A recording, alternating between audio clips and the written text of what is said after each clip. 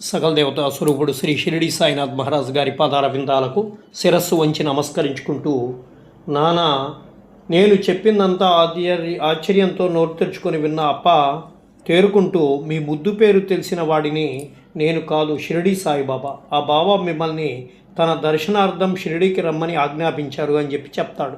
ఆ సమాధానం విని నివ్వెరపోయాడు నాన్న. షిరిడీనా, సాయిబాబానా? తానింతవరకు ఒక్కసారి కూడా షిరిడీ వెళ్ళలేదు. సాయిబాబా అనే పేరైనా వినలేదు. ఆయన తనని షిరిడీకి ఎందుకు పిలిచాడు? ఇన్ని సందేహాలు ఆలోచనతో సతమతమైనటువంటి నాన్న బాబా ఆహ్వానాన్ని పెద్దగా పట్టించుకోలేదు.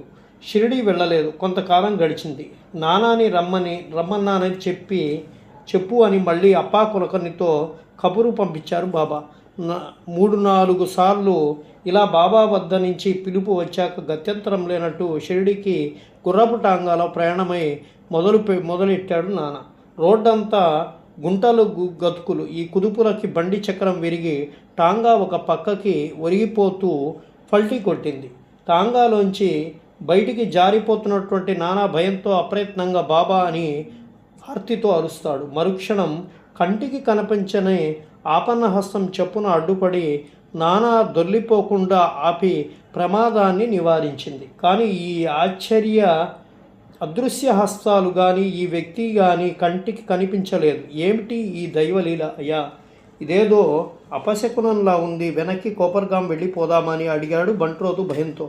నాన్న మొండి తెగింపుతో, వెనక్కి కాదు ముందుకే, నువ్వు బండి చక్రం బాగు చేయించుకొని షిరిడీరా అని చెప్పి ఒంటరిగా నడక సాగించాడు నాన్న. అలా నడిచి దారి తప్పి కొండ ప్రదేశానికి చేరుకున్నాడు నాన్న. నడినెత్తిన ఎండ మండిపోతూ ఉంది. దాహంతో గొంతిండి నాలుక పిడసగట్టి ప్రాణం పోయేలా ఉంది. కనుచూపు మేరలో మానవమాతులు ఎవరూ లేరు. ఏం చేయాలి అని చెప్పి మైకం ముంచుకొని వచ్చినటువంటి నానాకి అయ్యా పిలిపి వినిపించింది. నానా బలవంతంగా కనురెప్పలు విప్పి చూశాడు. ఎవరో కోయవారు. నరసంచారం కనిపించని ఆ చోట కోయవారు ఎలా ప్రత్యక్షమయ్యారు? అయ్యా, ఈ బండ కింద నీటి ఊట ఉంది, దాహం తీర్చుకోండి, షిరిడి వెళ్ళే దారి ఇదిగో, ఈ ఎడమ వైపు వెళ్ళండి అని చెప్పాడు కోయదొర. నాన్న గబగబా వెళ్ళి ఆ బండ కింద ఉన్నటువంటి రాతిని తొలగించాడు. చల్లటి నీటిధార కనిపించింది.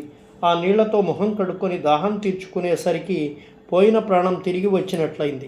ఆ ఉత్సాహంతో వెనుదిరిగి చూస్తే కోయదొర కనిపించలేదు. అది దైవలీల, బాబా లీల అనే నానా మనస్సుకి తోచింది. అతను బాబా నామస్మరణ చేస్తూ సులభంగా త్వరగా షిరిడీకి చేరుకున్నారు.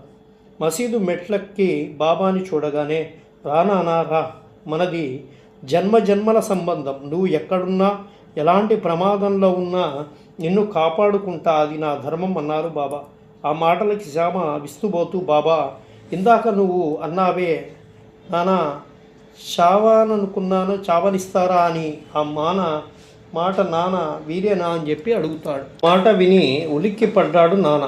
ఇందాక తనని కాపాడిన అదృశ్య హస్తాలు కోయదొర ఈ బాబాయేనా అని చెప్పి మనసులో అనుకున్నాడు. నానా నేత్రాలు చెమ్మగిల్లాయి. భక్తితో చేతులు జోడించి, బాబా తండ్రి, నా దేవాదిదేవ, నేటి నుంచి ఈ నాన్న నీ దాసానుదాసుడు తండ్రి, నిరంతరము సేవాభాగ్యాన్ని నాకు అనుగ్రహించు అని ప్రార్థించాడు.